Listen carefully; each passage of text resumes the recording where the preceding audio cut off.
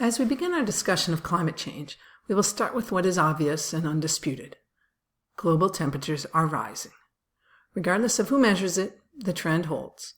This graph here is from NASA, and it shows the temperature rise in the typical way that these graphs are formatted. That is, the temperature difference from a particular baseline. The baseline commonly used, and used here, is the average temperature from 1951 to 1980. So that average is the zero on the y-axis. You can see that if you used a different baseline, say 1880 to 1900 prior to industrialization, the positive temperature change would be even higher. On the NASA website, you can create your own maps by selecting different data to display.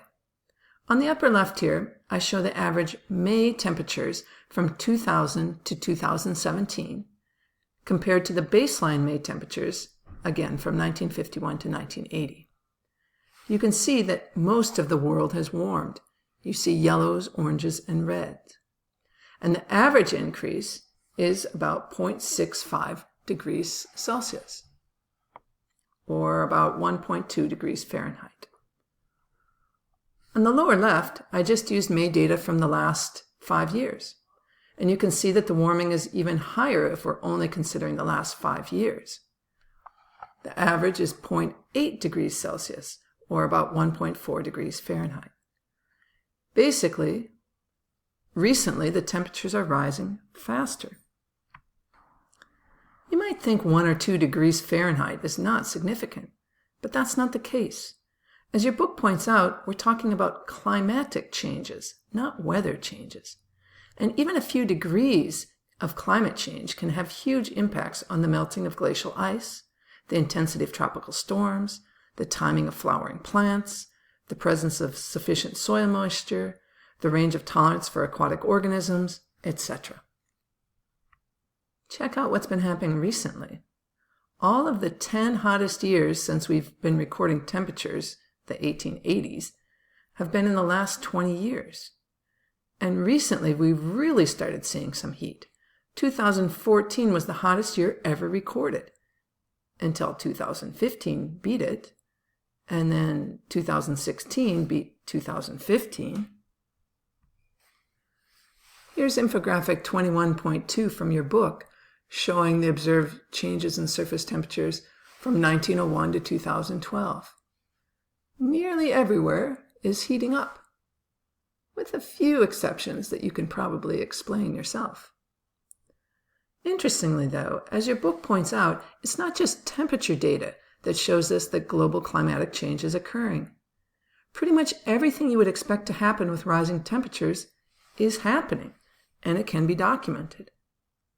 For example, if temperatures were warming, you would predict that glaciers would melt and sea levels would rise. Both are occurring, and at an increasingly frightening speed. Additionally, you would expect species to migrate to more suitable ranges. This is occurring, and there are many documented examples, including the studies of the trees in Minnesota's North Woods that your book profiles. Additionally, there are many documented examples of timing changes for physiological events for different species based on temperature, such as the timing of flowering or the timing of leaves, etc. As you can imagine, these changes have really upset some ecological communities, as the timing for pollinators and flowers needs to coincide, just as the timing for insect hatches and bird migrations needs to coincide. Some of these timings have been fairly consistent and constant for centuries, and now they're changing fast, and the species are not necessarily able to adapt. As your book notes, we know a lot about the cause and effect relationship of CO2 and temperature, from studying ice core data over the last 400,000 plus years. And the value for the rise in temperatures that we are seeing now is pretty much in line with what we would expect due to our current CO2 levels. That's certainly not coincidental. If you want additional solid information on anything having to do with climate change, your number one go-to source should be the Intergovernmental Panel on Climate Change. This group goes through basically all the climate-related scientific studies conducted across the world and synthesizes the results into quite readable assessment reports. Let's check it out. Here we are at www.ipcc.ch. You can easily search it for Intergovernmental Panel on Climate Change. There's a whole lot of valuable information here, but perhaps the most useful are the assessment reports. They're currently working on the 6th assessment report, so the most recent one that was published is the 5th assessment report, which you see here. You can go and get all their publications by publications to report, and here it is, the 5th assessment report, and before that we see the 4th, etc. Each of these assessment reports has different volumes. There's this one here, the physical science basis, which is very useful for understanding the science. Here we have impacts, adaptation, and vulnerability, then mitigation, and we're going to talk about adaptation and mitigation in a little bit here, so keep that in mind. And then finally, the synthesis report, which summarizes all 3 of these others in a very easy to understand way. When you click on that, you can see that there actually is even a summary of this synthesis report, the summary for policymakers. They want the decision makers and politicians of the world to be reading this and understanding climate change. So if you're interested in getting some data for your own use, I recommend this synthesis report. You could look at the full report probably, but if you wanted just a summary, you can go to the summary for policymakers. Some of the data and graphs I show in the remaining part of this video clip will be from this report.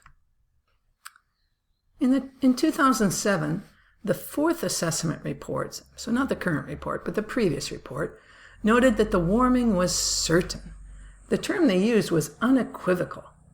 They also noted that greenhouse gases had increased as well, and that most of the increase in average temperatures was very likely due to increased anthropogenic greenhouse gas emissions. Remember that science by its very nature is quite conservative, and also remember that science does not prove things. To help us understand their conclusions, the scientists here have equated specific words with a percent likelihood. Very likely means greater than 90% likely.